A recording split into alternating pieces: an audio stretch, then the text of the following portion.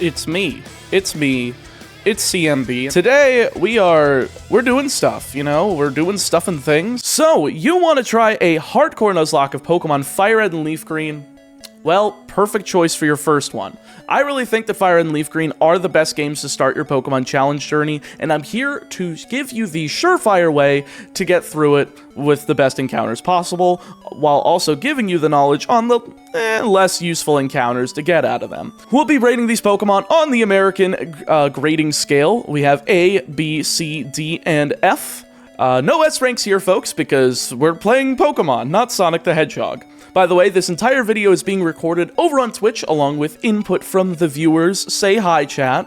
So if you'd like to be joining us for the next one that we'll do on Heart Gold and Soul Silver, make sure to head on over to my Twitch channel, twitch.tv/ChaoticMeatballTV. Link will be in the description. Anyway, subscribe, like, comment, yada yada, call to action, bullshit. Let's get into the meat of this. There's a good number of major battles in these games, so you're bound to get some use out of just about every Pokemon here, but that starts with a choice of starter, either Bulbasaur, Charmander, or Squirtle.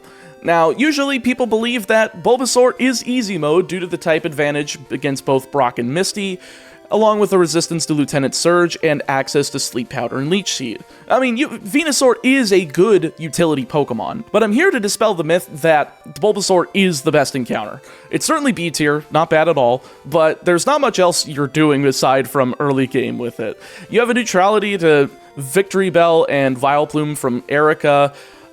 You don't get an offensive poison move by level up, which is unfortunate, being left with a 35 power and 95% accurate tackle if you want any coverage from its level up moveset. Theoretically, you could grab the return TM from between Lavender Town and Route 12, but using that on a special attacker that doesn't get the same type attack bonus is not the best bet. Other fights too, Koga's neutral while you do resisted damage, Sabrina just obliterates you, Blaine also obliterates you. You do kind of get through Giovanni, but it's not good into the Elite Four since Lorelei obliterates it with ice types. Agatha does neutral to you with the poison moves while you do resisted damage, and then Lance is resisted while also having access to Aerodactyl and Dragonite for flying types. So overall, it's still a great Pokemon. I just don't think it's necessarily the best. I think it goes in B tier.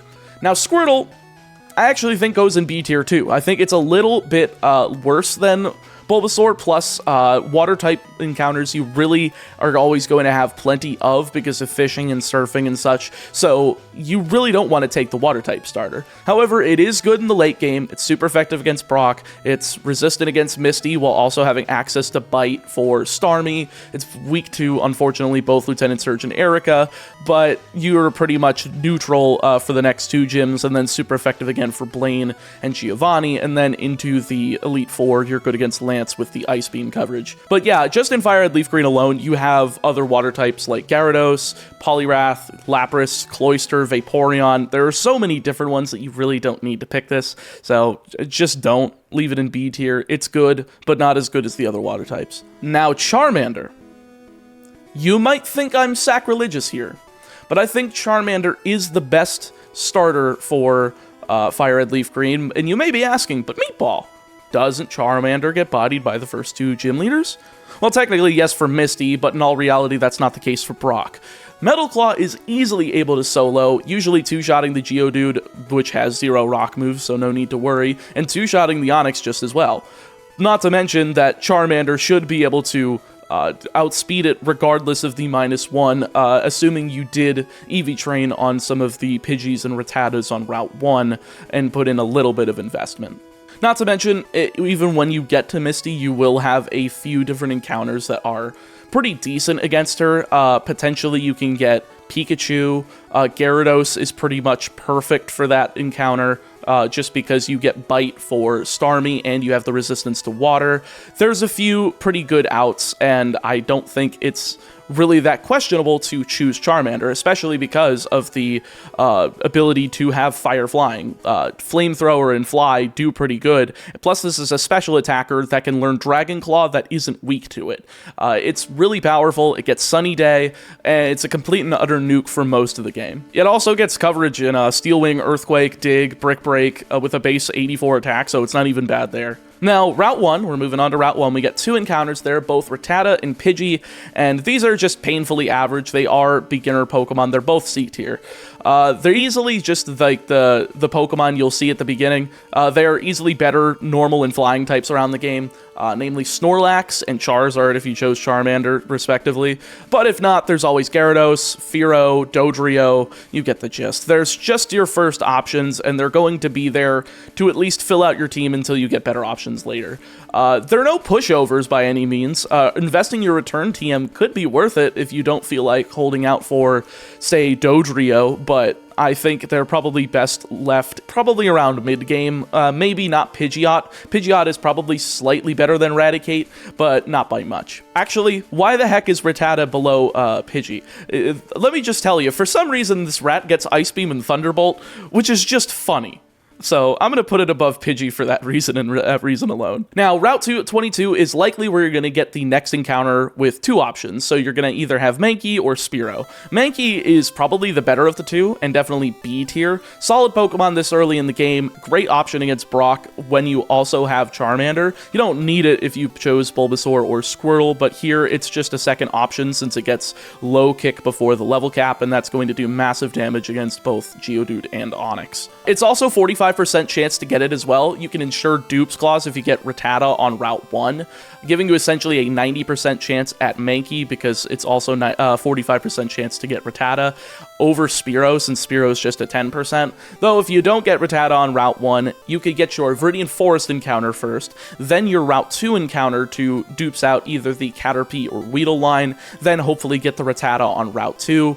It is a little convoluted, but it's only trying to avoid a 10% chance. I think 90% chance is more than high enough to get yourself a Mankey. But yeah, having access to Low Kick and Karate Chop before Brock's nice, latter of which can easily take out Geodude while the former obliterates Onix. It's not that good for Misty because, you know, Starmie has Confusion in this game, unlike Gen 1. It's pretty much decent from then on out. It gets Dig for Surge, not by level up, but you can give it the TM, which is pretty good coverage for a physical attacker. Stab Brick Break, Earthquake later on once you get to the Victory Road, Rock Slide from the Tuner in Rock Tunnel, Aerial Ace from Route 9. It really makes Primeape tick, especially because it can learn Bulk Up, which you can get from Sylph Company, and that's going to be very good on a speedy fighting type like Primeape. The only thing that doesn't make me want to push it up into A tier is the level up learn set. It's bad. You have to invest a lot of TMs into it, which is unfortunate when most of those TMs are only obtainable once, i.e. stuff like Aerial Ace, Bulk Up, and then tutor moves like Rock Slide, and other TMs like Dig. Anyway, moving on to Spearow. I also think this is C tier, and I easily think that it's probably on par with Pidgey, maybe just slightly better because it does get access to Drill Peck. I just don't think it's that good. The opportunity cost of missing Mankey here definitely makes me almost want to put it lower just because Mankey is so much better than Spearow throughout the entire game.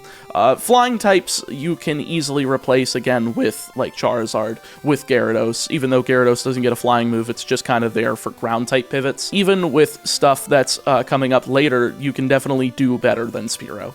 Moving on to Route 2 encounters though, we got both Caterpie and Weedle, both 5% encounters here, so you're likely to get one of them in Viridian Forest more than likely, since the other 2 here are Rattata and Pidgey like Route 1. And yeah, this route is really only good to ensure dupes of Rattata for Route 22. Both of these Pokemon are kind of poopy. I think Caterpie is probably D tier, while Weedle is F. Caterpie at least has some redeeming qualities in the early game. It evolves fully before Brock. You get Confusion, you can get Sleep Powder, so that's pretty decent support. Plus it does eventually get the best bug type move in the game in Silverwind, basically just a bug type ancient power, but since bug is physical in this gen, it's not going to be doing much coming from Butterfree's base 45 attack, but base 90 special attack is pretty good since you get access to Psybeam at level 34. You can use the Giga Drain TM from Erica for some good coverage, but that's about the extent of Butterfree's usefulness. Weedle,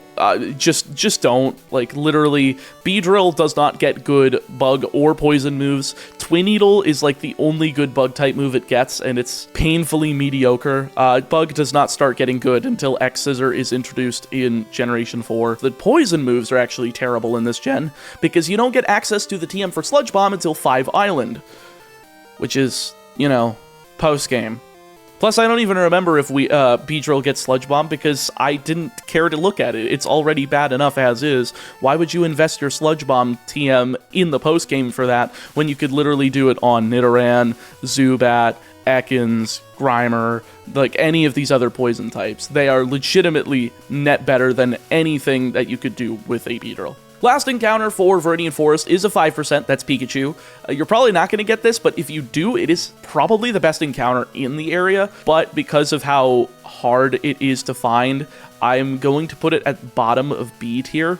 Actually, I'll put it at top of C. I think the opportunity cost is unfortunately there because you're probably going to get one of the worst bugs, and the only other place to find it is Power Plant, and if you're getting it in the Power Plant, you're either sacrificing Magnemite, which is one of the best electric types in the game because it's the only steel type here because it was retroactively made so, and you're missing out if you're playing Fire Red Electabuzz, and both of those are pretty decent and probably better than Raichu in a lot of ways. However, if you do get it here, it does have static, 30% chance to paralyze on contact, including other electric types in this generation. Also a good mixed attacker with base 90 for both offensive stats, base 110 speed. It can get infinitely obtainable moves like Brick Break, Iron Tail, Strength, and then it can use Thunderbolt. So it does a pretty decent job of hitting coverage and for hitting for pretty good damage. Overall solid, but I don't think I can bump it up higher than top of C tier. But that's it for pre-Brock encounters. Once you're through with either Metal Claw, Vine Whip, or Bubble, or I guess Low Kick and Karate Chop if you ended up getting Mankey, head on to Route 3. It's time for some pre-Misty encounters. Route 3 has 3 potential new encounters. You got both Nidorans and Jigglypuff, though 2 of them are kind of semi-dependent on your version. See, FireRed has a 14% chance of Nidoran male and a 1% chance of Nidoran female, whereas LeafGreen has vice versa, 14 for female, 1 for male. This pretty much makes FireRed the better game because Nidoking is a better offensive option. Having a base 102 attack and 85 speed combined with moves like Shadow Ball, which is physical in this gen, Brick Break, Dig, Earthquake, and a few others which are really powerful. Though the only downside is that Nidoking learns Thrash at level 22, which means you either evolve it at Misty's level cap and gain the weakness to water types, or you keep it as a Nidorino at level 20 only to be susceptible to Starmie's Confusion, but you're probably not going to use it there anyway. Though if you plan on not having Thrash in your moveset, it can evolve as early as level 16 because of the Moonstones that are in Mount Moon, giving you a really high attack stat really early, and you're able to take out a lot of early game threats, especially routes 24 and 25. You can get Dig after that before Misty if you need something that can just hit and ignore weakness because it hits hard and hits fast. You're probably not going to outspeed Starmie though because Starmie's a freaking beast, but you are going to hit really hard with Stab 60 power Dig at this point in the game. So Nidoqueen, let's just put this here. Obviously, Nidoking is like A tier. It is one of the best physical attackers in the game, and it also has reasonable special attack. It has an 85 special attack, and you can learn Surf, Ice Beam, Thunderbolt, and Flamethrower, all of which are infinitely usable, either in HM form for Surf or from TMs from the game corner, assuming you have the patience to rematch trainers with the Versus Seeker on your very real Game Boy Advance. Overall, A tier for that, but Nidoqueen doesn't hit as hard. It has a little bit more bulk, and it does get Body Slam over Thrash at level 22, which is a better move. It gets the 30% chance to paralysis while only missing out on 5 power, but it's just it's just kind of missing the mark. The extra bulk doesn't really help too much when you're not able to deal out as much damage as Nidoking can possibly do, though it does also get superpower at level 43, which is the best fighting type move in the game with 120 power, 100 accuracy, though it lowers your attack and defense. And that's in comparison to Nidoking's Mega Horn, so I will say Nidoqueen's level up earn set way better than Nidoking's. It also gets the same TM pool. It's just the offensive stats being replaced with bulk does make it a little bit lower, and therefore I do want to put it in B tier. It's like decent, but it's definitely like a league below Nidoran male in that sense. Alright, the last encounter here on Route 3 is Jigglypuff, 10% chance, and honestly, it just falls into the category of being a poor tank. It has a massive base 140 HP, that's pretty good, but with only 45 defense and 50 special defense, plus a pitiful 45 speed, you're just not going to be able to do much with it. You're not going to be able to attack, you're not going to be able to really use it as a support Pokemon with stuff like Sing, plus Sing is 55% accurate. You do get a lot of the special moves with Wigglytuff, but again, your opportunity cost of missing out on either Nidoran is pretty poopy. So overall, I'd say that this is a, it's probably just like a middle-of-the-road C tier. Just put it all with all of the other normal types for Gen 3 here. Well, Gen 3 as in the remakes, Gen 1 Pokemon. Moving on to Route 4, though, this is before Mount Moon. You can walk into the Pokemon Center and buy a Magikarp for $500. Do this. Do this because Intimidate Gyarados is very good. The only thing holding it back from A tier is the fact that Gyarados is a physical attacker, and we are not yet at the physical special split. It's unfortunate because base 125 attack, 95 HP, 100 special defense, and 81 speed are all great. It's just the stab typings are not there. Water is special, and like special attacks from Gyarados are not that good. Even Bite doesn't do well in this generation, despite the fact that it's super effective against Starmie. It also gets no flying moves. It's just kind of poopy unless you give it a lot of TMs, which investing TMs, especially the ones that are good, are the one and dones. However, it does get the trifecta of Ice Beam, Thunderbolt, and Flamethrower, so it's not bad, but again, those are all special. This is a physical attacker. There's all of these things holding it back, but you can give it one of the, like, 5 normal type TMs like Return or Learn Thrash by level up, Facade, Secret Power, Strength, whatever flavor of normal type move you really want to give it. It also gets Earthquake and get Rock Smash, but it's only 20 power in this generation, so it's pretty bad. And Earthquake, like I said, is probably spent better on a ground type, aka Nidoking. It's the better physical attacker, and it gets stabbed from it. So honestly, the thing that keeps it this high is it being an Intimidate user and a ground-type pivot that can also still hit pretty decently with a few normal-type moves and maybe some water in case you decide to use Stab Surf, which is probably the best use for it, but it's just such a weird Pokemon this generation. It gets a lot better in Gen 4. As for Mount Moon itself, we have 4 new encounters. We have Zubat, Geodude, Clefairy, and Paris. However, let me just tell you now, Zubat is just D tier in this gen. It can't evolve into Crobat until post-game. And Golbat's best moves are 60 power Aerial Ace by TM, a one and done, or 60 power Wing Attack if you want to give up the perfect accuracy, and 50 power Poison Fang, a move that is not learned until level 49. It's not, like, utterly useless, but if you plan on taking your Nuzlocke to round 2, I think it definitely goes up just a hair bit. Probably beyond Caterpie, because Crobat is decent, but it doesn't get anything better than these moves, unless you get Sludge Bomb from 5 Island, in which case, yeah, you could definitely do some damage here, but it is a little rough, just doing the vanilla game. So, Geodude next is a bit hindered by the fact that it's a trait evolution. Some people don't allow trait evolutions, I personally do, starting at level 40. But in all reality, Kanto is not friendly to rock and ground types. They kind of just get bodied. Dies to Misty, dies to Erica. The special attacks from both Sabrina and even Blaine, despite resisting, kind of hurt. It's not really that fast. It's not fast at all. It really can't take advantage after those fire types hit from Blaine. It's also unable to hit the poison types for super effective damage that are relevant because of abilities being introduced in Gen 3. Levitate on both of Koga's Coughings and Wheezing is unfortunate, plus Agatha's Gengar's Haunter and the flying type Golbat. The only thing you're going to be able to hit with a stab ground type move there is Arbok. And Arbok has Intimidate, so it's already going to be at a disadvantage. Overall, I think this is definitely a D-tier Pokemon. Probably better than Zubat, just ever so slightly, unless you plan on going to post-game, in which case it's worse. But these 2 encounters you just don't want. Clefairy as well. I think it's better because it's a good Pokemon that just learns everything. It's a jack-of-all-trades, master of none. Therefore, it probably goes in the same place as Jigglypuff, if not better, because its special attack is better. It doesn't do the crappy high HP but nothing else thing, so it kind of just sits there and attacks and does pretty good. It's also like 1% for an encounter on the first floor and 6% on the second basement floor, so you're probably not going to get this. Plus, you could potentially get it over in the Rocket Game Corner, sure, but you're like missing out on Abra, Dratini, Scyther, or Pinsir, depending on the version you have, and Eevee, because Eevee is also there as a gift Pokemon. It's more, Clefairy better than Rattata. You're probably right about that, but at the same time, I think that you're probably going to have way better special attackers than physical attackers. At this point, you can kind of tell that, like, Charmander's special attacker, all of the starters are special attackers. It's, like, Pikachu's a better one. I mean, even I say Raichu is, definitely. Plus, a lot of the Pokemon coming up are going to be better in terms of special attack.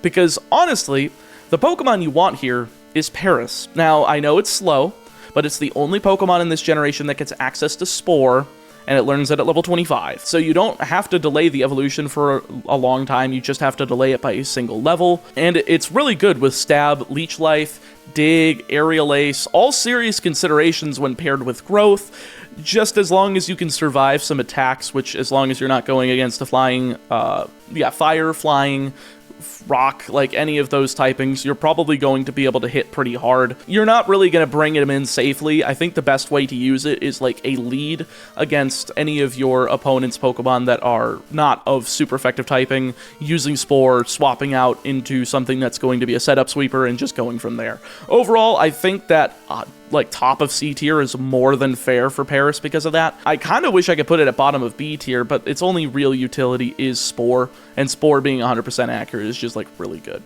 Alright, so now that we've established all of that, we should probably talk about the Helix and Dome fossils being available here. You can't revive them until Cinnabar Island, which you're not going to do until you've beaten Koga when you get the availability for Surf. So you can technically have it for Sabrina, Blaine, and Giovanni. And honestly, these two do really well into both Blaine and Giovanni, but when Aerodactyl is also available, it's kind of a toss-up. I automatically think that Kabuto is worse. It honestly is not that good. I'd say bottom of C tier, mostly because of the opportunity cost of either sacrificing a great special attacker in Physical Wall in Ammonite, or a great physical attacker in Aerodactyl with the Rock Flying typing. But yeah, Almastar has base 125 defense, 115 special attack. It also gets Swift Swim, which doubles its speed in the rain, making it essentially a base 110 speed as well as potentially having Shell Armor if you don't have Swift Swim, which prevents it from being hit by critical hits and plays really well into ensuring your damage rolls and trying to, like, just playing around crit. If you're not good at playing around a crit, Battle Armor and Shell Armor are always going to be your best friend. But yeah, Kabutops is more of a physical attacker, worse than Aerodactyl, so automatically it's just kind of poopy. But I do think that Ammonite and Amistar probably deserve to be in B tier. There are better water types, though if you are running out of options, this is probably the best revive compared to Aerodactyl. But back to Route 4 we go, and we've got two new encounters, both Ekans for Fire Red and Sandshrew for Leaf Green. Fire Red gets Ekans, like I said, Poison type that gets either Intimidate or Shed Skin. First ability's better, second ability is not. It's practically useless if you get the latter, but the best Poison move you're going to get before post-game is Acid at level 38. They are really bad at poison moves until Gen 4. It gets it at 32 if you keep it unevolved, which is for 10 levels. I don't think you're going to be doing that. The second best move it gets here by level up is Bite, which is special in this gen, which is really bad. It gets Glare at level 20, and it might have an easier time swapping in to paralyze something than your like normal grass or bug type stun spore user. And sure, it gets Stockpile, Swallow, and Spit Up at level 46, 37 if you keep it unevolved for 15 levels, but I really in good faith can't say that this is a better encounter than Magikarp.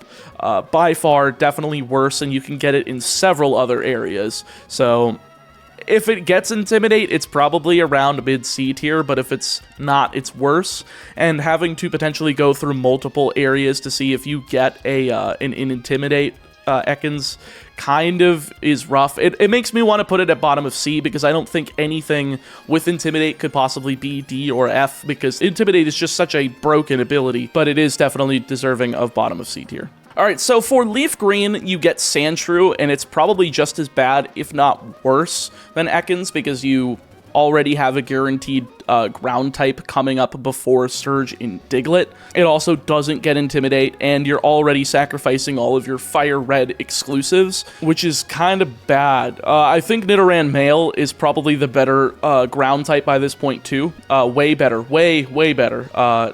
once it hits Nidoking at level 16. The only ground type move also that it learns by level up is Sand Tomb at level 45, making it not viable for Surge unless you give it Dig, which is best given to Nidoking. And while it does have the electric immunity, so does Nidoking. It just does everything worse than Nidoking, and again, the opportunity cost of getting it on Route 4 means you're not getting Magikarp before Misty, and therefore I think it's just like D tier. It's kind of poopy. I think it's worse than Butterfree. I think it's really bad. I think it's terrible. Now, into Cerulean City and up north to routes 24 and 25 are a few Pokemon here. There's 3 of them. First up, Abra. I think it's a no-brainer that this is the best special attacker in the game, either as Kadabra or if you allow Trade Evolutions Alakazam. Kadabra already does well enough with, like, I think it's base 120 special attack, base 105 speed, being able to fire off Psychic, and once you beat Surge, Shockwave for coverage, plus potentially Hidden Power. You can get Thief by TM, which isn't really that good because all of the poison types in this generation are technically also Ghost, so you're going to be hitting them with super effective from Psychic anyway, but it is there in case you want it. However, it does have Teleport, which is the only problem of being able to find this encounter, so I would recommend you wait until you get Diglett from the Diglett's Cave, because if you do, you have a 50% chance of getting Arena Trap, so that you can potentially lock in Abra without having to waste balls over and over again, because it doesn't have any other moves besides Teleport. No Quick Ball till Gen 4, and last but not least, if you didn't get Arena Trap from Diglett, Ghastly is also not an option. Since they changed from Ruby and Sapphire, Ghastly no longer learns Mean Look at level 13, it learns it at level 48. I do not know why. However, if you cannot get it either on Route 24 or 25, because you missed all of that and you just got unlucky with your first ball, you can get it as a guaranteed static encounter from the Rocket Game Corner in Celadon City. However, you're going to be sacrificing Eevee, Dratini, Porygon, I guess. I mean, geez. Scyther or Pinsir, which isn't terrible, but especially because it's a better special attacker than either Vaporeon or Jolteon, but it does suck to lose out on that option. But if you do get it here, beautiful. Kadabra before Misty, you resist Psychic, you can zap them with Stab Confusions, it's beautiful. I love this Pokemon, A tier. Oh, wait, no, it actually gets Psybeam at level 21, so you can fire Stab Psybeam into Misty rather than Confusion. It gets Recover at 25, and Psychic at 36. So, never mind. It's even further up A tier than I initially thought. It also gets Calm Mind once you beat Sabrina, so just win the game with it. Just win the game. I mean, if you don't, skill issue. Right, chat? So the other encounter is going to be based on your version, whether it be Oddish or Bellsprout. Again, all 3 of these are on both routes 24 and 25, so if you do catch Abra on 24, you're going to basically be able to Dupes Clause your way into either one of these on 25. They're both the same type, Grass Poison. They are worse than Bulbasaur by a long shot, but I think they kind of bookend the C tier here. Oddish is probably worse than Paris if you really want a grass type, just because the utility of Sleep Powder is not as good as Spore. I would even say below Pikachu. But it does get Moonlight for healing. It gets Stab Acid, which I guess is 60 power, but it's physical on a special attacker, so it's terrible. It gets Petal Dance, which is 70 power, 100 accuracy, as opposed to the 55 power, 95% accurate Razor Leaf that Bellsprout gets. Therefore, I think it hits harder, and that healing is something that Victory Bell does not have once it fully evolves. So I think it's definitely better, but again, I still think that Bulbasaur is better because neither of these get access to Leech Seed either. And if you go for post-game, you can have a Blossom, which immediately puts it down to D tier because Blossom is just worse Vileplume. In this generation, I think that's less of an argument just because the physical special split doesn't exist. But again, it's post-game. Why wait that long? There's no point. But yeah, they do both evolve at level 21 as well, which is the level cap for Misty. And while you are missing out on, I mean, you're not missing out, but you are taking super effective damage from Starmie's Confusion, you are firing off super effective grass type attacks, and that's kind of just good enough. If you really do want to sack one of them here, just so that you have an easy time with Misty, I wouldn't even blame you because there's so many other better Pokemon and you don't need a grass type on your team for most of the game, so. Only a few more encounters before Misty. There are 5 of them. First up is Meowth on Route 5, the only lone new encounter there, and it's it's just kind of here. It's just bad. Like, it has stab slash, which is cool, but we're no longer in Gen 1 where speed calculates critical hit rate, so it's not like guaranteed to get a crit every single turn. It's only 1 in 4, which makes it like easy D tier. I think you can go better with literally any other normal type in the game except for Farfetch'd. Why would you ever get this? This is a trade in Vermilion City and available nowhere else, but you have to trade Spearow. Spearow is by far and away a much better normal and flying type than Farfetch'd ever could be. Farfetch'd does not have the ability to survive despite having great setup moves in Swords Dance and Agility. It's just never going to be able to take advantage of those moves. It gets Fly, it does get Return, which are both stab, both are good, but again, it's just gonna die. It's not good. Just go for Fearow. Just go for Drill Peck. It's fine.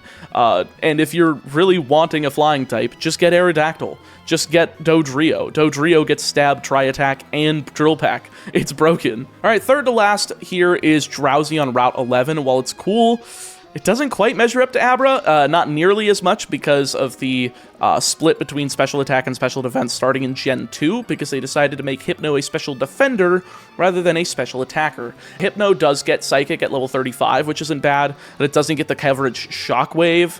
Unlike Alakazam, it only gets Thief, and again, the Ghost types on this generation are also Poison, and potentially Hidden Power, but I keep bringing up Hidden Power, but you're probably not going to have it, because it's a pickup-only item, and the only Pokemon to have the pickup ability is Meowth. And it can pick it up at any level, so if you want to go back to Route 1 and just grind on, like, level 2 Pidgeys and Rattatas back and forth checking for the item every time, you can technically get a bunch of berries and Hidden Power TMs for all of your Pokemon, which is pretty decent, and honestly, I think is a better use for this thing than anything else. It actually bumps it up to top of D tier, but not for any use that it has in battle, just for being able to obtain a bunch of Hidden Power. You also have the opportunity of getting another Ekans encounter here, which could possibly be better because you're trying to fish for Intimidate. If you don't get Intimidate, you just kill it, and then you can re-encounter on like Route 9. That doesn't really have any new encounters.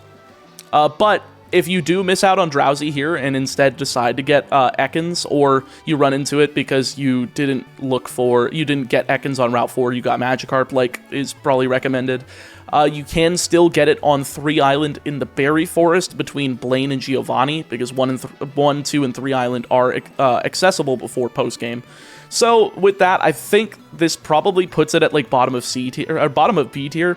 It's not bad by any means. It's a Psychic type in Kanto. You really can't go wrong with that.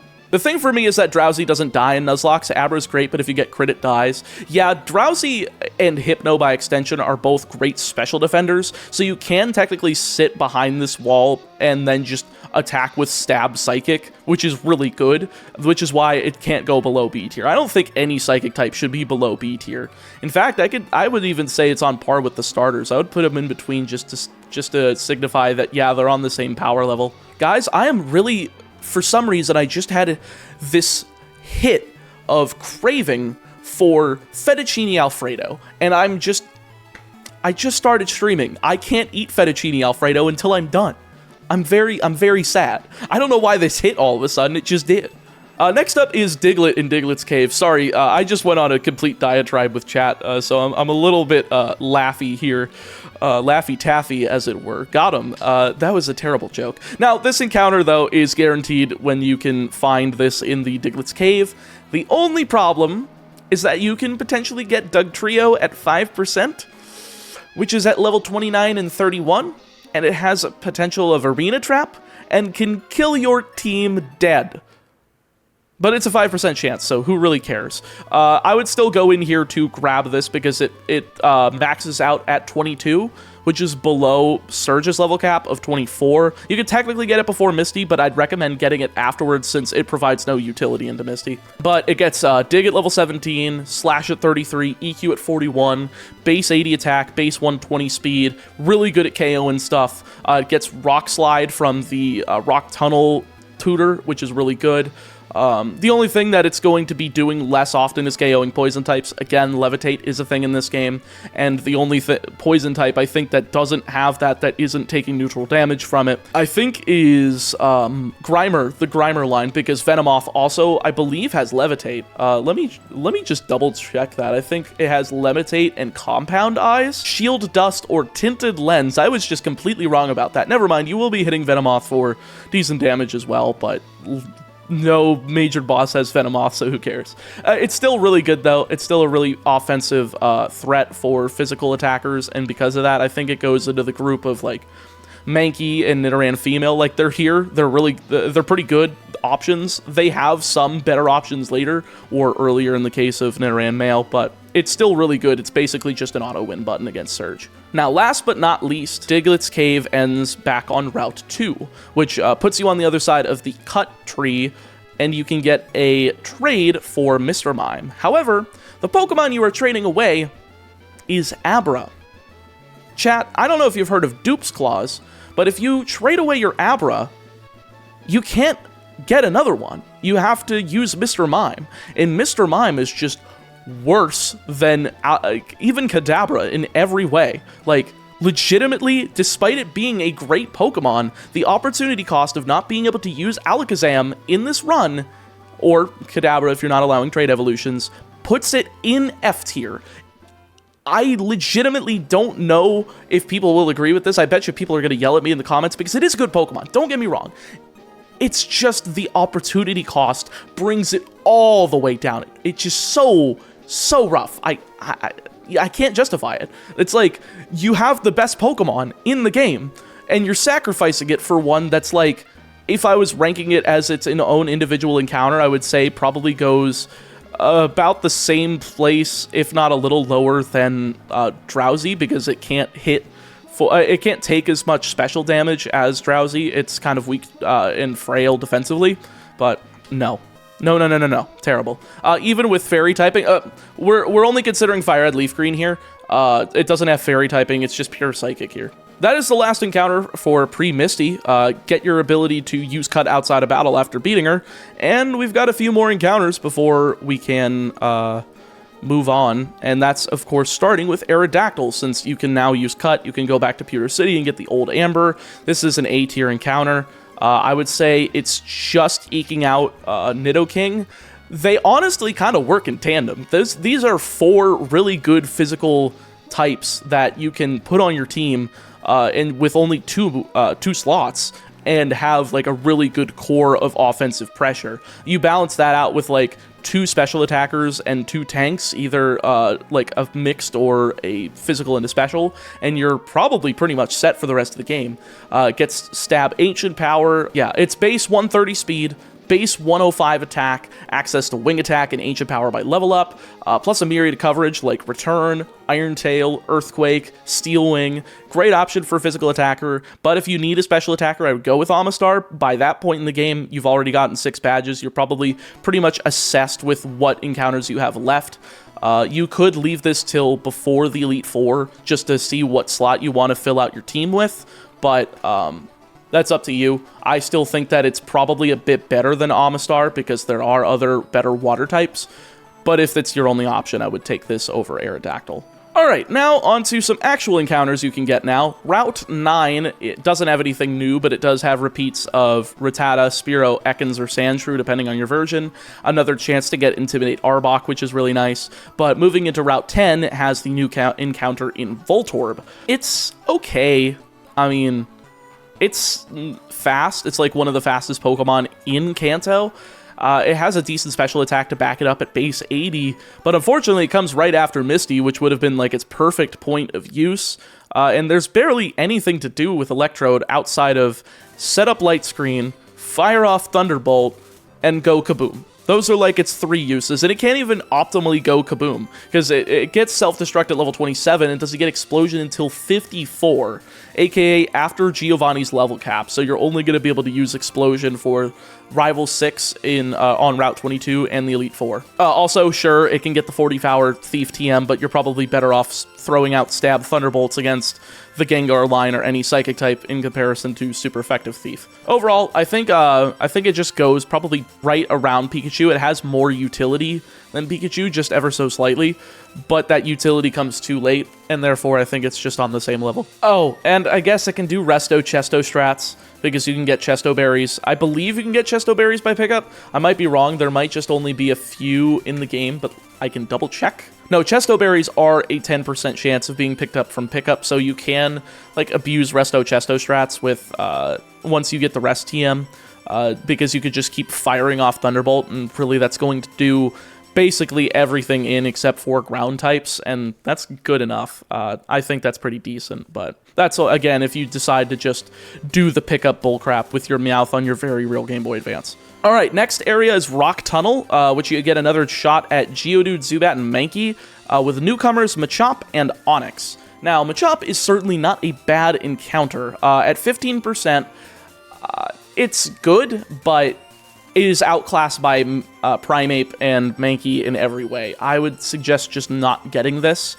If you did get like dupes for Mankey, you can get this as a secondary option. If you did not get Mankey on Route 22 and instead got Spearow, you would definitely want Mankey over Machop, just because compare base 105 attack, base 95 speed for Primeape over Machamp's 130 attack, 55 speed, if you allow for trade evolutions. If you don't, Machoke is just not worth considering whatsoever. Primeape also gets Cross Chop at 35 as compared to Machamp's 46. It's just kind of middle of the road. It just goes kind of with the other beginning Pokemon. If you're not letting trade evolutions happen, I would even bump it down to D tier, but because I personally allow them at level 40, I think it goes in C tier. Next encounter, Onix, F tier, don't do it. Insert the clip of Alpharad getting ice punched by Lorelai's Jinx. It's time for Mewtwo. It's time for Mewtwo. Oh yeah, that's why I was gonna say give the Quick Claw to Mewtwo, is because if you could proc Quick Claw and then have the flinch. What did I say, Brayden? What did I say? What did I say? I thought that's sturdy. Jesus Christ! I'm never listening to you ever. So yeah, this thing is just utterly terrible. It can't survive a move to save its life. Its attack stat is pitiful. Literally, why is it the same as a Pidgey? Its move pool is absolutely terrible, but I will at least put it higher than Mr. Mime because it is kind enough to be repel tricked. See, it's only encounterable at level 13 and 15 on the first floor of Rock Tunnel. Therefore, if you have a Pokemon that's level 16 or 17, you can avoid the potential of Onix and only either encounter the other four that are here. Of course, the Machop, Mankey, Geodude, and Zubat. So those are probably a little bit better than Onix. Though, I will say, if you are going to Elite Four Round 2, it could be decent. You could bump it up to D tier, but I didn't really look at whether or not Onix is available in other places besides Rock Tunnel. If I do look real quick, it is technically available in Victory Road and Sivalt Canyon. You could burn the Victory Road encounter on that. You could go to Seven Island to pick this up, though you will be competing with another future encounter we'll be talking about shortly. But again, this is all conjecture if you're going to Elite Four Round 2. I don't think Steelix is a good enough Pokemon to really be getting this. Yeah, even his Evo can't save him. I mean, at least Iron Tail is an infinitely obtainable TM, but it doesn't get any other steel moves. And Iron Tail is 75% accurate, so it's kind of just poop.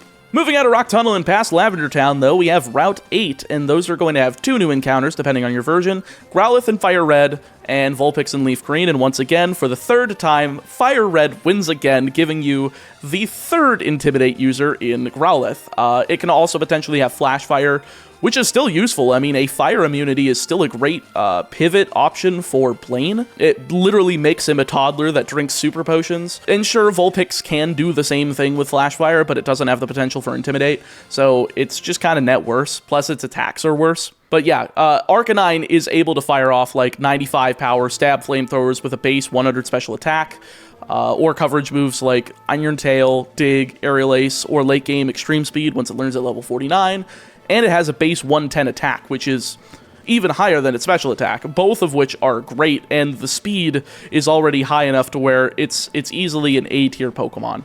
If you decided not to grab Charmander, and you decided to grab either Bulbasaur or Squirtle, I would say your fire type is always probably going to be Growlithe. If you are playing Leaf Green, Vulpix is not a bad option whatsoever. Ninetales still has the fire immunity, gets Will-O-Wisp at level 17, Confuse Ray at level 21 before you evolve it with the Firestone. Though this is pre-buff with Will-O-Wisp, so it is 75% accuracy, it can work, don't get me wrong. It does basically represent 2 Intimidates if you do hit it on the first turn and does it faster than any like switching Intimidate users could do, but it is a little bit finicky, is a little bit inconsistent, and it really can't do much against like water types, whereas you could just like bait moves with like Gyarados and Arcanine, which is pretty good type combo, going with double Intimidate users. So I will say this is probably, I'm willing to put it at bottom of B tier. I think it's just slightly worse than Ammonite,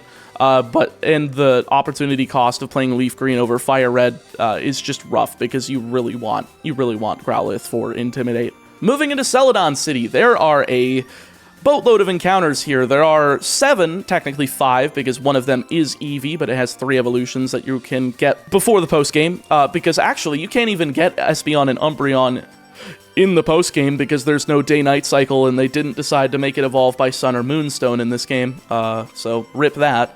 But these are pretty decent. You can get it from the same building that houses the T at level 25, and you can either evolve it into Flareon, which is a D tier Pokemon. It's not F. It's not as bad as these. I would say it's bottom of D or top of D because it's still a decent Pokemon. It's just, why would you ever do this when you have access to Vaporeon and Jolteon? Both of these are probably, I would say, top of B tier. The only reason they're top of B tier is that they have better replacements. Vaporeon is just a worse Lapras because it doesn't have access to Thunderbolt. And despite it also having Water Absorb, Lapras also has Water Absorb plus the Ice typing. So it does deal with fighting types a little bit better. But really, are you going to be using Vaporeon against a fighting type? Aren't you going to probably be using something else that has a little bit better of a type matchup against it or better coverage? Probably. As for Jolteon, it's really good at outspeeding your opponent and hitting it with a massive Thunderbolt. I mean, like, literally massive. 110 special attack, 130 speed for Jolteon. It is hitting Thunderbolt like no one's business, better than anybody else in the game, if it's doing stab. Of course, Alakazam does Shockwave, and that's pretty much good enough when backed by Calm Mind and the addition of Stab Psychic. I don't think it's worth a slot on your team unless you just don't want to use Psychic types, in which case, I get it, you want to challenge yourself more, but I would not say that either of these are better than anything in A tier. They probably are the gatekeepers of B tier. Good enough to where I would say they would be A tier if there weren't like one better option available than them. Flareon is better than Ninetales, not at the opportunity cost. Again, opportunity cost in a Nuzlocke is everything, chat. That's something that I think people fail to consider, is that you are sacrificing it. And sure, you are sacrificing Growlithe for Vulpix, but you're also playing a different version. Technically, this just doesn't exist if you're playing Leaf Green. Technically, this doesn't exist if you're playing Leaf Green. Like, it technically makes these Pokemon better by proxy because you don't have the other ones accessible, but you do have another fire. You have 2 fire types accessible. You have Charmander, and Charmander I honestly think is the better starter. So you have like 2 better fire Pokemon plus the opportunity cost of Jolteon and Vaporeon, so it's really bad. All right, Dratini is next up on the list, and while it's a cool Pokemon, it's pseudo-legendary, doesn't fully evolve until level 55, doesn't gain the flying typing until then, and while, yeah, base 134 attack is crazy, Dragon is special in this generation. It's kind of poopy. It doesn't learn Outrage until level 61, which is 2 levels before the level cap for the Elite Four. The only other good Dragon-type move it gets is Dragon Claw, which you can obtain in Victory Road, basically at the same point, because there's one required trainer in Victory Road in this game. But are you really going to teach it to that when you could just teach it to Charizard? Like, there's no reason to. It does also get access to, like, Water Pulse, Surf, Iron Tail, Earthquake, Return, Brick Break, Rock Tomb, Aerial Ace, Steel Wing, all the plenty of fun stuff by TM. It's just not worth the opportunity cost of potentially getting Vaporeon or Jolteon, and therefore I think is probably like around the level of Pikachu and Voltorb. It's like, it's good, but it's not good enough. Just because it's kind of getting screwed by the place that it's in, and by the ability for Dragon to be not physical in this generation. It is also available in the Safari Zone, but there are better encounters in the Safari Zone, so again, you're probably better off just not getting it there either. Last before the version exclusives is Porygon, and this thing is terrible. Even worse than Mr. Actually, I would say it's just slightly better than Mr. Mime, because the opportunity cost is just ever slightly less. You can get this and not evolve it until post-game, at the behest of being able to, you know, not get Vaporeon, Jolteon, Dratini, Flareon if you're so inclined, or the next two, Scyther or Pinsir. So in Fire Red, you get Scyther. In Leaf Green, you get Pinsir. So Fire Red wins for the 4th time. Isn't that crazy, chat? Fire Red just got all the good exclusives. Pinsir is bad. It doesn't get Swords Dance until level 49, whereas Scyther gets Swords Dance and Agility. You don't really need Agility because it has a base 105 speed. Gets Stab Wing Attack, which is now 60 power instead of 35, unlike Gen 1.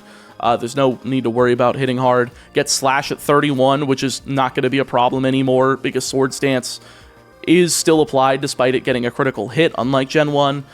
So it's an obvious candidate for A tier. It is just another of these like trifecta of really good physical attackers that you can just swap in and out of depending on what major fight you're at. If you did get Abra in Route 24-25, you're probably fine to get Scyther, because at the behest of not getting any of the evolutions, you do get Lapras and Tentacruel later on, which are both probably better water types than Vaporeon, and you do have access to a few other electric types, plus things that get coverage for electric that are better later on, so there's no need to get the Eevee stuff. I would say that Scyther is your best encounter for Celadon, assuming you didn't get Abra on routes 24 and 25.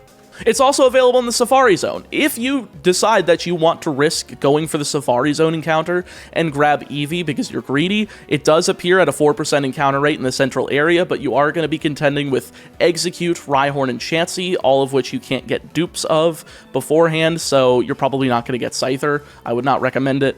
I would just skip out on Eevee if you really want this physical attacker.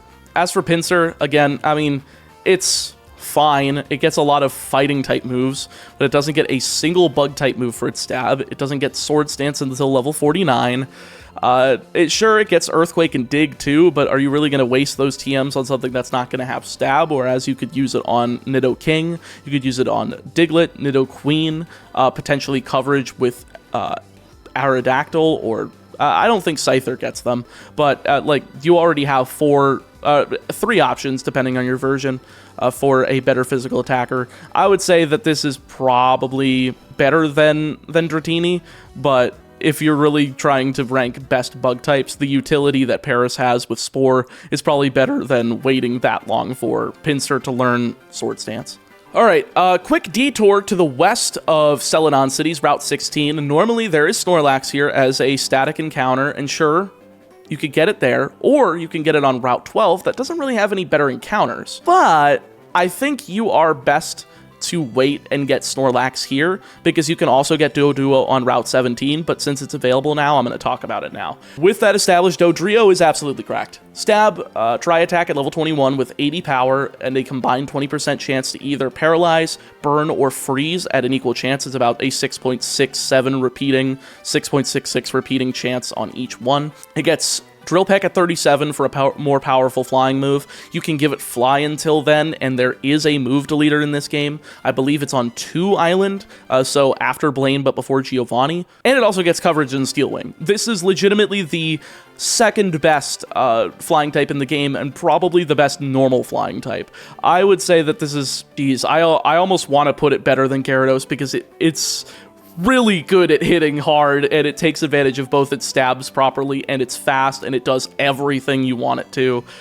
Do you value Intimidate, or do you value Stab Return, Stab Tri-Attack, Stab Drill Peck, Stab Fly?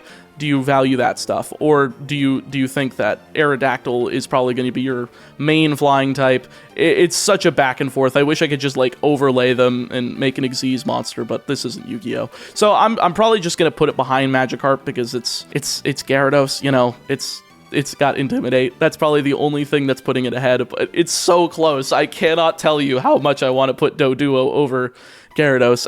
You know what, screw it. I'm putting it over Gyarados. I think it's better. I think you could easily go without Intimidate, but you could just do both. But you also have Aerodactyl, so... God, I don't know where to put it, chat. I don't know. Screw it. I'm going to put it behind Magikarp. I think Intimidate's worth it, but you get Intimidate from Growlithe. But do you want 2 Intimidate users? There is so much to decide in a Nuzlocke. It's very difficult, but it is a very good Pokemon, and I would value it highly as a potential just Pokemon to be able to sweep and hit really hard. Finally done talking about Celadon City and its surroundings. Get the Sylph Scope from the Rocket Hideout, head into Pokemon Tower, and now we're at Ghastly. It's a 90% encounter on the 3rd floor, with a 9% being Cubone and 1% being Haunter, but ignore Cubone. Repel Trick this with a level 18 or 19 Pokemon to avoid the 9% chance of Cubone, and capture Ghastly since it's easily an A-tier Pokemon, probably just behind Charizard. I would even say that it's better than Charizard. It basically does the Abra thing, but without Stab Psychic, but it does get Psychic because the TM is in Saffron City, right there, which you already have the T. Go pick it up. So you can get that. It also gets Thunderbolt, which is better than Shockwave, unless you want the perfect accuracy.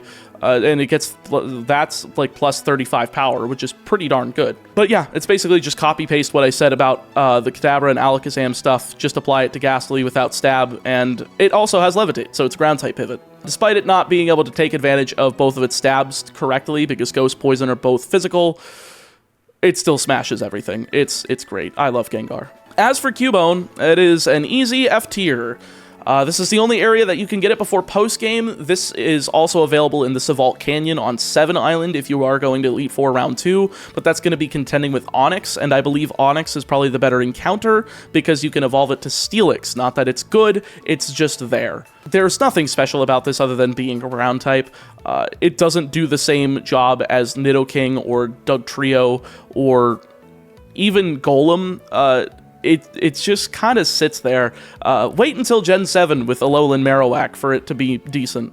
Charizard and S tier is something that could only happen pre-Stealth Rocks. Yeah, I agree with that. Usually Stealth Rocks just absolutely kills any Fire Flying type, but yeah, you don't have much in the way of entry hazards in this gen. You have Spikes, and Spikes doesn't affect flying types, so you're good. Plus, again, Dragon Claw is special in this gen, so it's pretty freaking strong. Is Jolteon better than Flareon? Its coverage is horrible. Because Flareon, the opportunity cost is ridiculous. You can either get Abra if you missed it on Route 24 and 25. This also is just really bad at the whole physical attacking thing. In comparison to the trio of Aerodactyl, Nidoking, and Scyther. You also have a better fire type on either Route 8 or Route 7 in Growlithe or Vulpix, depending on if you're playing FireRed or LeafGreen. You also potentially have Charizard, which is just a way better fire type that actually takes advantage of that typing with its special attack, while also having a respectable physical attack for its flying type and coverage. Overall, it's just bad. It's just really bad. All right, realistically, this is probably the end of your encounters before Erica, with her cap at level 29.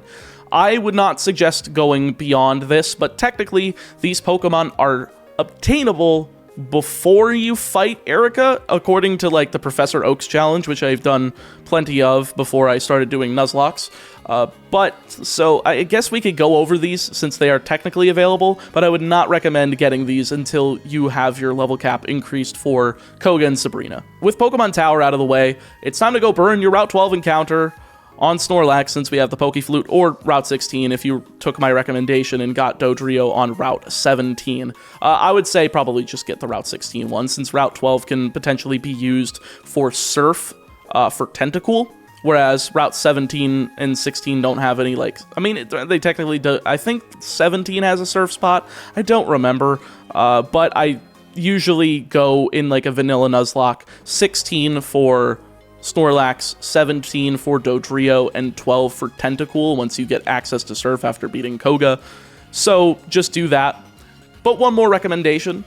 wait until you've beaten Sylph Company and get the Master Ball. This thing is really hard to capture, and since I ban legendaries in my hardcore Nuzlocks unless the opponent also uses legendaries, I would not suggest using the Master Ball on anything but this. So with all of that established, I think this is the best normal type in the game. Base 160 HP, 110 attack, 110 special defense. And while yes, that base 65 defense is kind of rough, are you really going to use this thing against a fighting rock or ground type?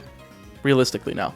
This Pokemon serves its job really well. Hits stab 85 power body slam with 30% chance to paralyze, or this is the best Pokemon to take advantage of stab return, which is 102 power at max friendship. Though, technically, I actually value the extra 17 power less than the 30% chance of paralysis. It's kind of just a preference, or you can put both on there depending on the situation, though I do like just keeping return for coverage on a non-normal type, because this of course gets 85 power and Dodrio gets 80 power tri-attack. You already get good enough level up moves. But it does get this at level 33. You pick it up at level 30, so it gets it real quick. It also has coverage like Shadow Ball for like the physical stuff. The fact that Shadow Ball is physical and it can get it is amazing coverage against the Gengar line, against the Alakazam line. It just fires off into everything really well. It gets Brick Break, Rock Tomb and Slide, Roll Out if you want to lock yourself into it by level up,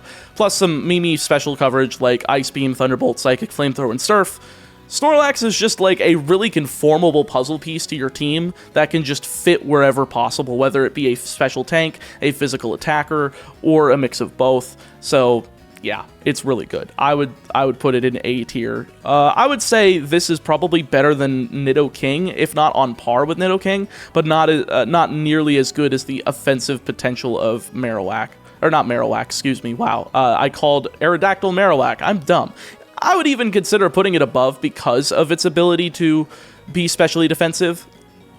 So I'd probably put it here. It is definitely the best normal type in the game. Also, make sure to grab the Super Rod on Route 12. We're going to go through the routes 13 through 15 and land in Fuchsia City, which has the last rod. So you get Super Rod Route 12, Good Rod in Fuchsia, and then we'll talk about the fishing encounters. So Route 13 doesn't have really much in terms of good encounters, but there are at least two new ones. There are Venonat and Ditto. Venonat's 30%, though I recommend only getting it on either 14 or 15, since you can also get like surf or fishing encounters here on 13, but not on 14 or 15 since they don't have water. Venomoth doesn't get Levitate, which is unfortunate because it's part poison type and it's off the ground, so whoopsie, it's bug poison.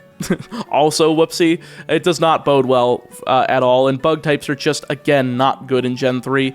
It at least gets like good like coverage in Psychic at level 52, but you do get Confusion at 17 and Psybeam at 36. It's just, do you want to wait until after Giovanni to use this really good move on something that doesn't get stab and is kind of middling? Overall, I think it's definitely like D tier. It's there. It's an option if you're running out of options, but realistically, if you're playing well, you will never need to use Venonat or Venomoth. Bug resists ground, yes, but it's just not gonna survive. I mean, Earthquake is already strong enough.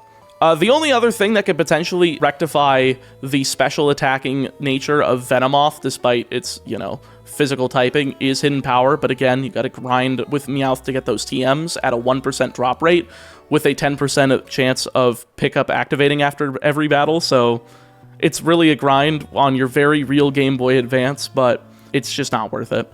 As for the other encounter, it's Ditto. It's F tier.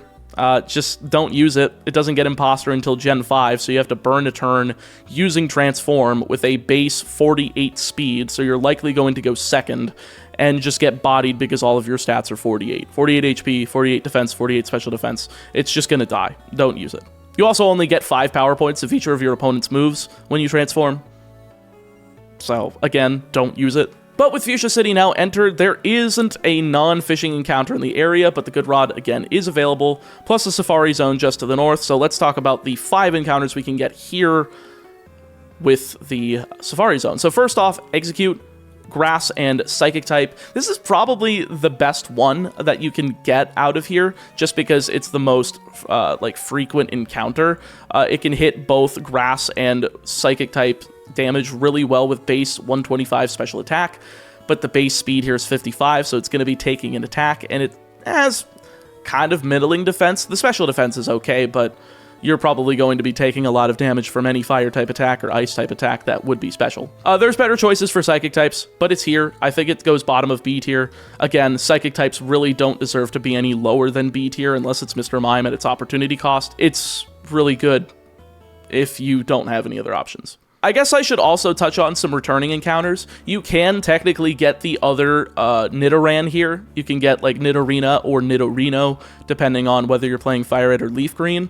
Those were probably encounters. I mean, LeafGreen does benefit from being able to replace Nidoqueen with Nidoking. It's just, you know, you already have one of them. You really don't need the other unless the other one already died, in which case, yeah, grab that, but it all depends on your chances of whether you encounter that over Execute at 30% or the next encounter, Rhyhorn, at 20%.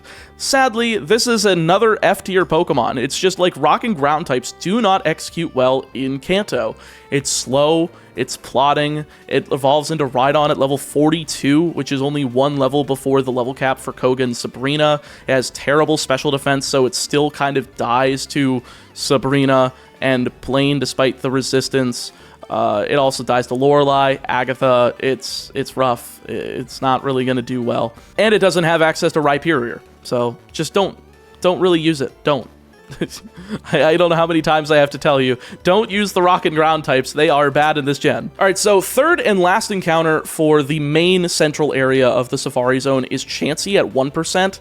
You are realistically never going to use this in your runs because it has such a high chance of fleeing here.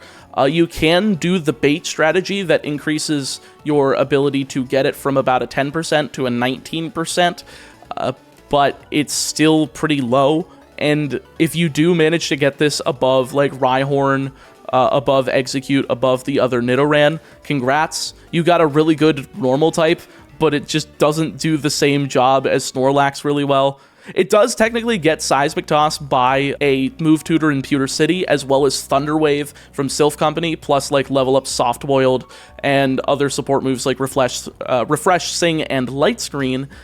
I just wish it was more easily obtainable. Because of that, I think it goes in, like, middle of C tier with the other pink guys, you know. Shoutouts to Filthy Frank, I guess. I don't know. Moving on to Area 1 of the Safari Zone is Kangaskhan, another 4% normal type encounter. Respectable physical, 95 attack, 90 speed, 105 HP, and 80 in both defenses. It's pretty good. Like, it's a really good normal type.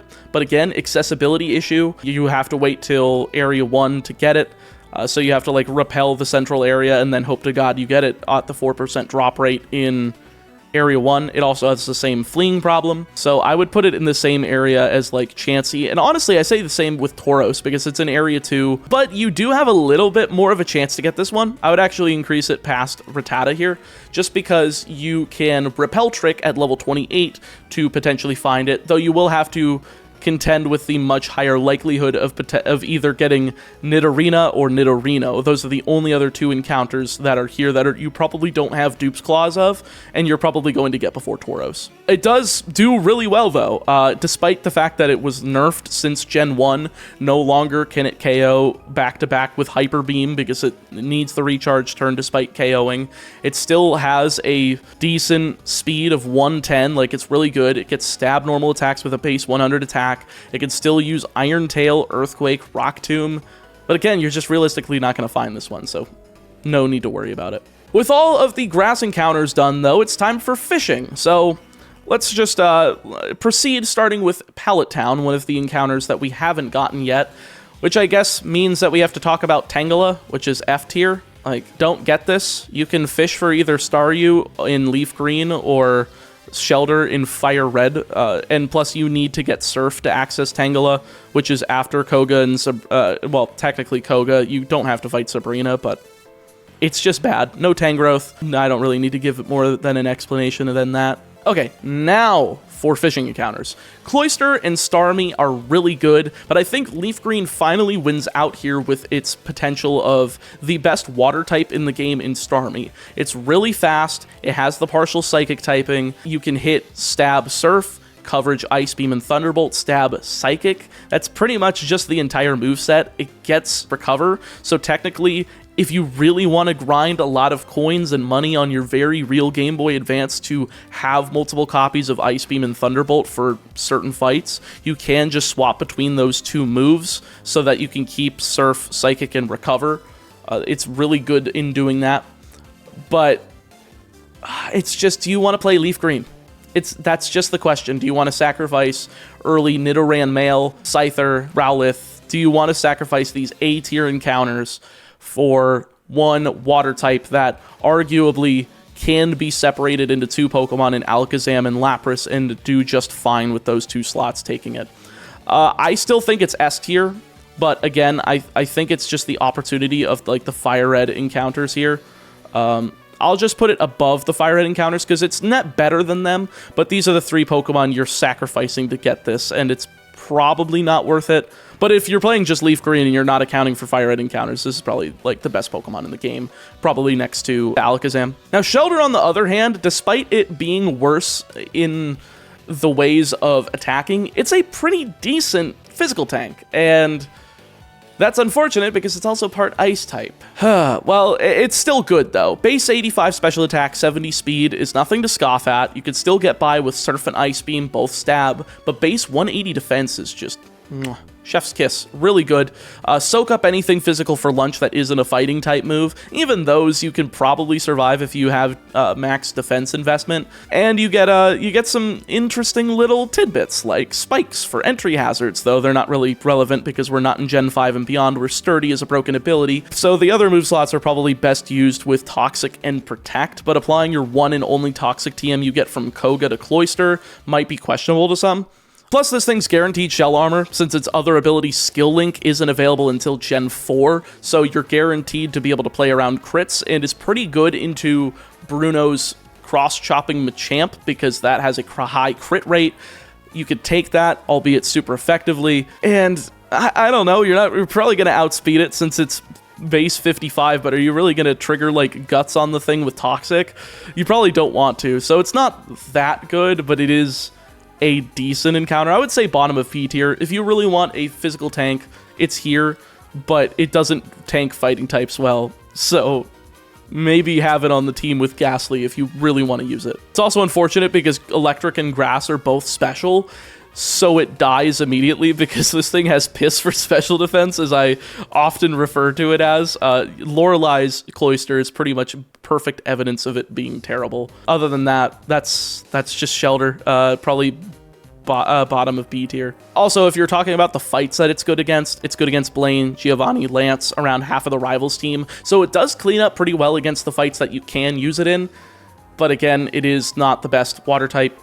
We have still yet to get there. There are two of them that we still have yet to got to, as it were. I am very good at the English. Anyway, more version exclusives. FireRed gets Psyduck, and Leaf Green gets Slowpoke. Frankly, these are probably the best Pokemon to get either in Vermilion City or One Island. Vermilion City, of course, you didn't use your encounter on Farfetch'd, so you can easily get one or the other. Honestly, Psyduck is not good. It's just kind of piss. So Water Psychic, again, with Slowpoke winning the day in Leaf Green is great, but again, Lapras and Tentacruel exist and are available in both versions, so you don't really need to prioritize getting this, especially when Starmie is the superior Water Psychic type. Golduck is average as average gets, though. It's Surf and Ice Beam, 95 special attack, 85 speed, 82 attack, gets coverage at a Brick Break, can get Calm Mind, which is cool, but are you really going to give that to freaking Golduck over Alakazam? It's a one-use TM, so probably not. I would say like middle of C tier. I'd say it's better than like the myriad of normal types you can get around the game, but not by much. All right, moving on to Slowpoke. This is probably also like an A tier Pokemon. It's again another psychic type that is very defensive and hits hard. which is really good. Base 110 defense, 95 HP, 100 special attack, backed by Stab, Surf, and Psychic, the latter of which is a level up move at level 40, so you don't have to burn the TM on this. Well, it's 40 if you keep Slowpoke unevolved for 3 levels, 44 for Slowbro, so keep it unevolved so that you can use it for the level cap of Koga. So it's a really solid option. I'd put it bottom of A tier again, and opportunity cost of this just sacrificing to potential Intimidate users in Ekans and Growlithe is unfortunate, but again, if you're playing Leaf Green, you couldn't consider those anyway. Horsey is missing from the list. Oh, I did miss Horsey. I will have my editor put it in post. All right, so another water type is available. These two are actually both not version exclusives. We have Krabby and we have Goldeen. Kingler is bad. It's like F tier. It's better than Weedle, but you have so many other options available. It's poopy. It's really just only worth capturing for Dupe's Claws. Get this for Dupe's Claws, either in like Cerulean City or Vermilion or Pallet Town.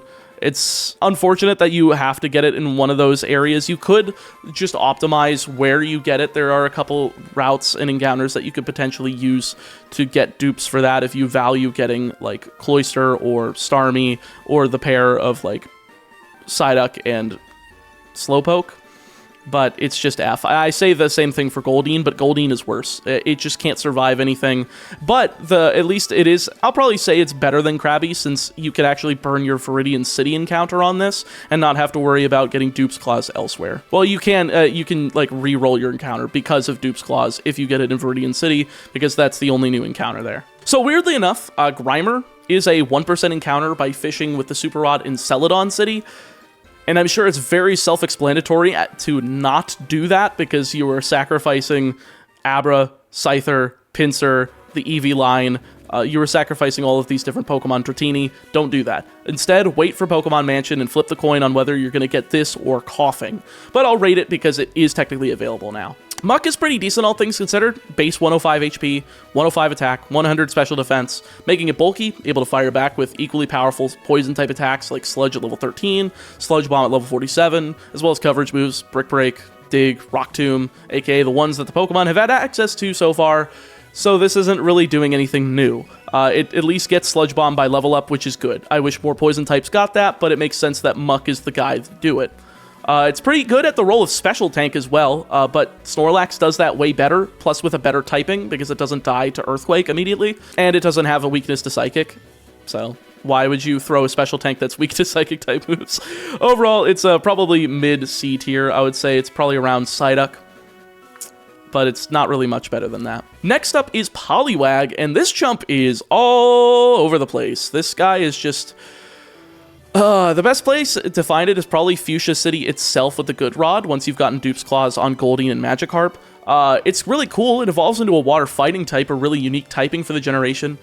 But the stats are just not there. Base 85 attack, 70 special attack means you're not really going to be hitting hard with either stab, and you have to split investment if you want to like use water or fighting. You have the better encounters in Primeape for fighting and either Lapras or Tentacruel for water. So this is best used and captured to trade off for our next encounter. Therefore, I'll put it in C tier, because the next Pokemon that you are going to trade this for is good once you evolve it into Poliwhirl, and that's Jinx. Jinx is available in Cerulean City as a trade, and it's a very respectable Ice Psychic type. Like, you can get Ice Punch, you can get Psychic, both of which are special in this generation. It gets a good support move in Lovely Kiss. It also gets dual screens in Light Screen and Reflect, though sadly the Light Clay is not available until Generation 4, so you're probably going to have the best bet of your moveset is being like Ice Punch or Ice Beam, Psychic, Lovely Kiss, and swapping between Reflect, Light Screen, since they're buyable in the Celadon department store, depending on what fight you're going against and whether or not they use physical or special attackers more. Overall, solid B tier. Definitely like middle of the road. I'd say probably better than Drowsy in terms of psychic types. Plus, there's not even much of an opportunity cost. Again, you're trading away a Poliwhirl, and Poliwrath is just not good, so why not grab it? It's there. Muck gets minimized. I do not like using evasion strats. I ban evasion strats in my Nuzlocke, so that's not a factor. Speaking of in-game trades, though, one actually I forgot to put on the list is Lickitung. Route 18, either needing Golduck from FireRed or Slowbro from LeafGreen to trade. F tier, don't. Literally put it behind Ditto. Those water types will serve you much better, even more so if it's Slowbro, since Lickitung is just a really bad normal type, and the opportunity cost of trading one of the best psychic types in the game, or Golduck, I guess, is just too high to make it worth even putting in D tier. You don't even have access to Licky, so they're just bad. Just don't do it. You already obtained Snorlax too. There's no better normal types. Just stop thinking about it. I think that about does it for fishing and trades, for fishing encounters. So I guess we can boot it on back to Saffron City, where we have 3 encounters. First is in Saffron City itself. You have that pre-gym with the fighting dojo. And if you beat all of those trainers, you can get either a Hitmonchan or Hitmonlee. It's pretty easy for me to say that Hitmonlee is like B tier, probably surpasses Primeape, and Hitmonchan is like D tier, unfortunately. The opportunity cost of getting Hitmonchan over Hitmonlee bumps it down to D tier, because of course, the elemental punches aren't physical until Generation 4, so there's no reason to get it. The only good fighting type moves it really gets is like Mach Punch for priority, which is cool. That's something that Hitmonlee doesn't get. It's Sky Uppercut, but that's 90 accuracy, and I don't really want to risk that. Whereas Hitmonlee gets Reversal. It is the only fighting type in this generation to get Reversal by level up, and it is really good. See, so you can actually pre-damage your Hitmonlee before going into any fight, and as long as you get the HP to below 4.17%, you have a 200 power stab fighting move with a base, what was it, 87 speed? That's high enough to outspeed most of the threats in the game, especially if you have max investment in speed, plus even if you manage to roll into a plus speed nature, you're pretty much going to be outspeeding everything, since most Pokemon in the game, if not all of them, I don't even believe have EVs in this generation, but I might be wrong about the Elite Four. I've never looked in depth into any trainer documentation other than what Pokemon they have and what moves they have. So overall, I think this Pokemon's crazy. I wish I could put it in A tier, but it's not like insane, but it is definitely worth considering for your like late game team going into the Elite Four. Didn't even notice missing Lickitung, it's so bad. No, I had Lickitung and I had Horsey scripted. Actually, did I even script Horsey? I did not script Horsey, what the frick? Oh, so chat just reminded me, I actually forgot to script Horsey. It is so bad in this generation. Another F tier. There are so many better water types. Can't get Kingdra until post-game. If you are considering doing Elite Four Round 2 for your Nuzlocke, Water Dragon is a really good typing, and probably just alone bumps it up to C tier because you don't have to worry about like eating up another encounter there. So I would say, again, probably F, maybe D. I would say it's better than Kingler and like Seeking. So I'd say D tier if you're not going to Elite Four Round 2, but if you are, it goes to C tier. But the other two encounters are so much better. You have Lapras in Sylph Company and Tentacruel as a surfing encounter in literally anywhere you can surf.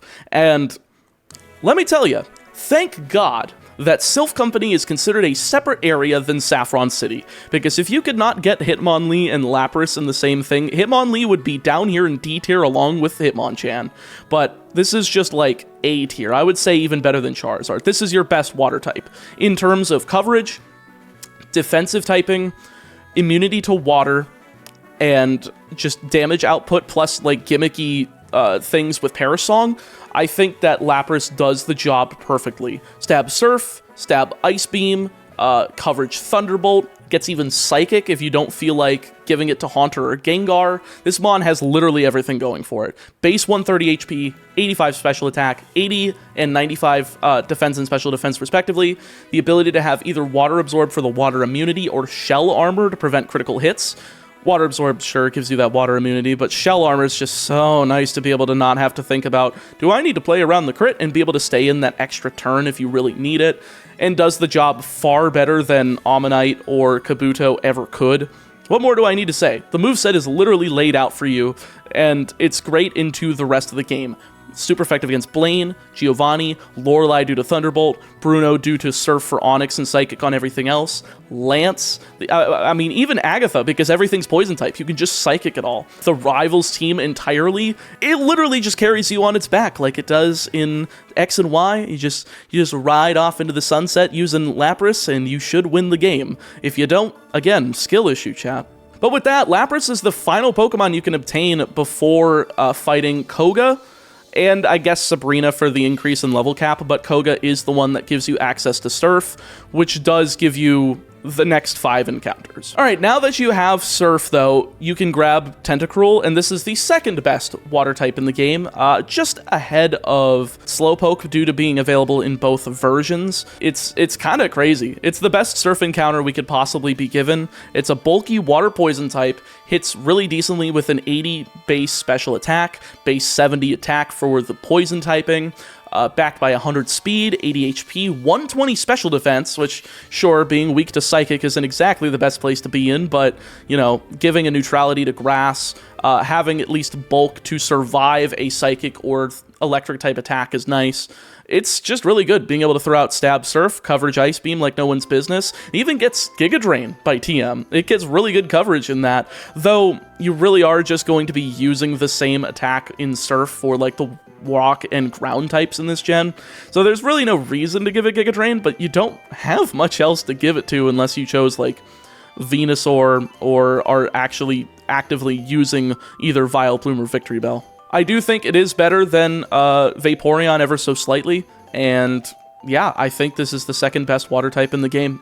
Don't avoid this. Definitely pick this up, especially if you are worried about Lapras going down, or it did go down somehow. Again, also with Surf, we now have access to the power plant south of Route 10. This opens up 1 or 2 new encounters, depending on which version you're playing. One of them, of course, is Magnemite, and this is the best electric type in the game. It gains the partial steel typing, and is the only steel type available in this gen. There's no dark types. Again, those were added in Gen 2, so the retroactive typing change does make this a lot better. The only downside is that it doesn't have Levitate, and because of that, it's quad weak to ground type moves. There's no Air Balloon, there's no anything that really, there's no Sturdy for Gen 5. It dies to a ground type move, but aside from that, it does really well. Base 120 special attack, 95 in like the defensive stat, which is good for steel types. It's a little lacking in base 70 speed for an electric type, but that's more than acceptable. It's also, oddly enough, again, doesn't have Levitate, which is weird because it's levitating off the ground. It just can't get over that. The last 2 gym leaders you have by this point, though, do body Magneton by the end. It's not good until the last rival fight in Elite Four, but if you're going to use it, those are pretty good points to use it. It can sweep Lorelei, it can wall Agatha's poison types, it can fire off pretty good Thunderbolts into Dragonite from Lance, and again is pretty decent into about half of the Rivals team, both Rival 6 on Route 22 and the Champion fight. Overall, I think this is probably just a hair above Jolteon. I would even say that, yeah, it's like a hair above Jolteon, and not as good as Vaporeon, but it's just such a weird mishmash of which one do you prefer, because there's only slight optimizations depending on what encounters you have and where you decided to like sack stuff or stuff died because of errant critical hits, misplays, etc., etc. You will have to use a bit of your own judgment when building your team, but I definitely think that it's slightly worth more than Jolteon just because of that steel typing. All right, secondly in Power Plant, only in Fire Red, is Electabuzz. This thing is like decent, but it's really not all that good. Thunderbolt's great as per usual. Psychic coverage is cool, but I'd hate to use the TM here instead of on Haunter or Gengar or Lapras. It's got a solid base 83 attack and can fire off coverage moves like Brick Break and Iron Tail pretty well. It's appreciated to take out rock types, though. Are you really going to throw this out because there are no rock types in this generation that are not part ground, unless they're exactly the fossils, but none of the major bosses have the fossils, so it doesn't matter. I'm putting it in probably mid-C tier. I would say around Psyduck. I would even put it here. You can potentially also get Pikachu again here. You could potentially get Voltorb again here. Pikachu is probably your most likely encounter besides the Magnemite. So hopefully you can get Magnemite, but again, if you didn't get Dupe's Claws Pikachu in Viridian Forest, it's probably a pretty big 50-50 coin flip on that, since Electabuzz is a much lower encounter rate. Onwards to Cinnabar Island to talk not about Tangela, since we already did, but to the Pokemon Mansion, so we can talk about the one new encounter there in Coughing. Again, you are going to be contending with a coin flip with Grimer, because God forbid you spent your encounter in Celadon City on fishing for a 1% Grimer, but Coughing is really good at doing actually, it's good at doing two things, being physically defensive and exploding. It gets Levitate, which is appreciated for the ground type weakness that it had before Gen 3. It also is pretty good for baiting moves, I guess, because the poison type is still like a different type than flying, so it is going to bait a different move potentially. Flying types will bait like rock moves, poison types might bait something else. It's kind of iffy. Just get it if you want to make something explode. It's kind of funny. You're already this late in the game and you've probably finalized your team, so may as well just grab it just because it's here and it's probably the only thing you don't have. So I would say probably C tier right alongside Grimer. Yeah, Levitate is pretty huge for Gen 3 for sure, because it does make Psychic the only thing that's good against it. However, Psychic is pretty apparent on, like, it's available on the Rivals team, both on Route 22 and in the Champion fight. That is probably enough to say it's meh. I think Agatha even has Psychic on one of her Gengars, if I recall correctly. No, I don't want... No, Agatha Pokemon, thank you. No, actually, she doesn't have Psychic until her second battle with both Gengars and her Mischievous having it. So, actually, Coughing might be even decent to wall up against Agatha in the Elite Four, but it does die to, you know, your rival's Alakazam. Not something you really need to worry about, since you shouldn't have it out there in the first place. But yeah, I would say solid C tier, goes alongside Grimer. So yeah, the last Pokemon you can get before fighting Blaine is over in the Seafoam Islands. It's the Seal or Dugong. You're probably going to get Seal because it has a higher encounter rate, but Dugong is just worse Lapras. Base 90 HP, base 80 defense, 95 special defense already puts it at a lower caliber than Lapras. Plus, it can't get the coverage moves of Psychic and Thunderbolt, meaning that all you're relying on is Stab, Surf, and Ice Beam to get the job done. But hey, if Lapras accidentally die, this at least takes that spot and does the job kind of well. You just need another Pokemon like Alakazam or Gengar to seal up those two slots that Lapras is unable to attack for because it's dead. But if you have Lapras, don't use Dugong, just use Lapras. I would say this is I almost want to put it in B tier because it is good. Like, I think low B tier below Shelter because it is good. It's not bad. It's just outclassed in every way by Lapras, but it is a good replacement should Lapras die. All right, now that you've taken out Blaine, you have 2 encounters left in the entire game, unless you're talking about legendaries. Of course, you could have, if you don't ban legendaries in your Nuzlocks, you could have gone Zapdos and Power Plant. You could go ahead and grab Articuno from the Seafoam Islands instead of Seal, and we'll talk about the last one shortly, but Ponyta is available on one island in Kindle Road. Kindle Road is technically a separate area from one island, so you can still use one island for like other encounters for fishing.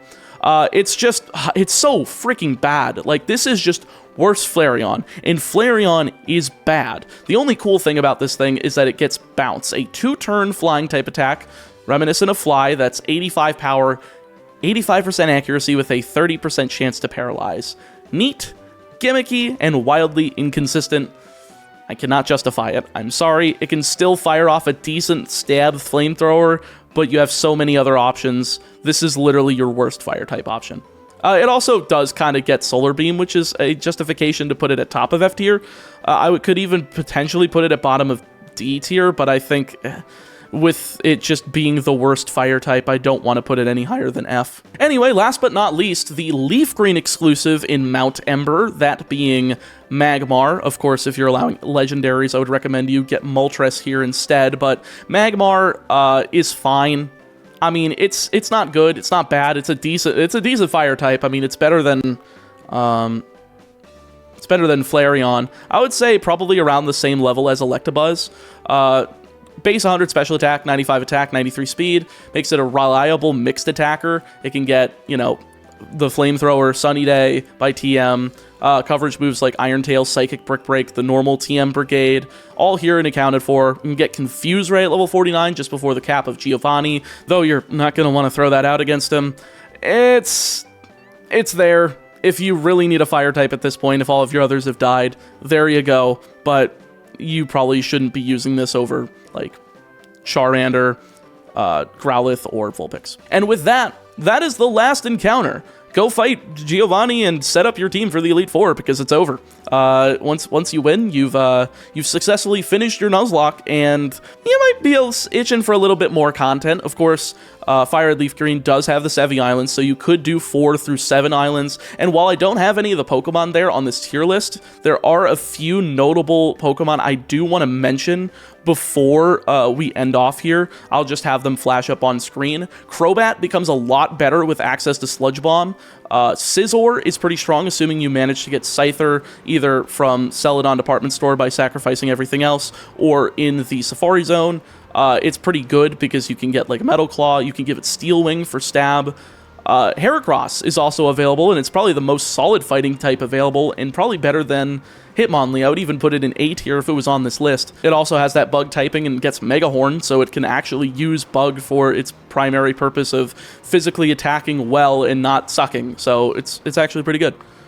If you're playing Fire Red, Quagsire is available. Once again, another win for Fire Red, but I don't know if I'd necessarily replace Lapras with Quagsire. It is only weak to grass, and it is a pretty good typing. It could technically replace Nidoking, but having to rely on a special attack and a physical attack for both of your stabs is always unfortunate before the physical special split. So I would say that probably is around B tier, a little bit lower than Magikarp, but it's still a really good Pokemon. And that's probably the last Pokemon I would even consider from any of that for the Elite Four Round 2. The only new things you have to play around in the Round 2 are like Piloswine from Lorelei, 2 Steelix from Bruno, despite the fact that Heracross and Hitmontop are literally right there and staring the devs in the face. Crobat and Misdreavus are from Agatha, the latter of which has Thunderbolt for coverage, and the Gengars also have Psychic. Then, of course, Lance has Kingdra, which is cool, despite Dragon Dance literally only powering up Hyper Beam. So what are you really going to do? It's just going to be faster. Rival, of course, gets Heracross and Tyranitar over Pidgeot and Rhydon. Great choices, really cool battle. Love that fight, but of course, if you're not going to round 2, this doesn't apply to you. And that's it. That's our tier list, chat. And YouTube, thank you so much for watching until the end. I'm sure this video is probably going to be at least an hour. We have already been streaming for 2, but there's probably a lot to edit out in terms of like needless information that I repeated takes, etc., etc. So hopefully this isn't too much of an investment for you to watch. But if you would like to be involved in the next discussion of the HGSS, Heart Gold Soul Silver encounters, I will probably be writing a script and then just taking advice from chat and adjusting things slightly. So make sure to head on over to the Twitch channel, twitch.tv/ChaoticMeatballTV. Link is in the description, as I'm likely streaming as you're watching this and this video is going live. So maybe you'll be here for HGSS just as soon as after I finish this video. God, I'm running out of voice words. Stay safe, stay healthy. I'll see you next time.